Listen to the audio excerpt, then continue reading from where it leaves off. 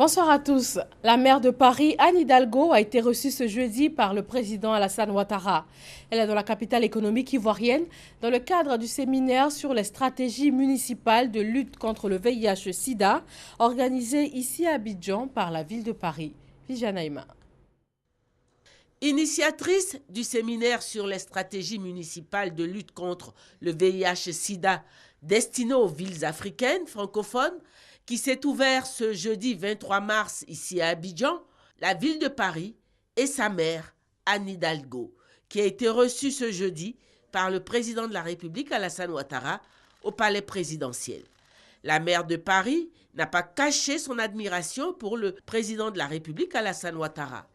Elle a félicité son ouverture et son volontarisme et a salué son engagement à réduire la pandémie du sida en Côte d'Ivoire.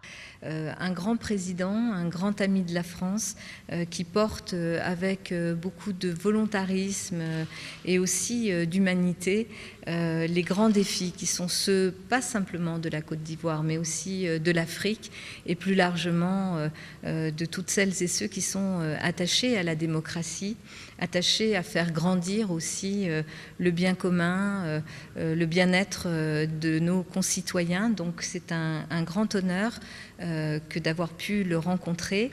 Bien sûr, comme nous avons ce matin avec Madame la ministre de la Santé ouvert la conférence relative à la question du sida, à l'engagement des villes sur la lutte contre le VIH. Donc nous avons évoqué ce point sur lequel il y a un engagement aussi extrêmement fort du président de la Côte d'Ivoire, mais aussi de Madame la Première Dame qui est très engagée sur ces questions. Anne Hidalgo a indiqué avoir abordé avec le président Alassane Ouattara des sujets se rapportant aussi bien à l'actualité immédiate qu'à la politique au plan social et du développement. Entretien qu'elle a qualifié d'enrichissant.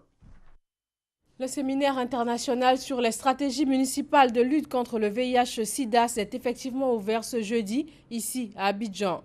Les initiateurs entendent élaborer des stratégies afin de lutter efficacement contre cette pandémie qui fait de plus en plus de victimes. Dans le domaine de la défense, cérémonie de manœuvre militaire. C'est la 8e édition de l'exercice naval multinational. Il est dénommé Obangam Express 2017. Il s'est déroulé à Abidjan et sur la façade atlantique d'Afrique.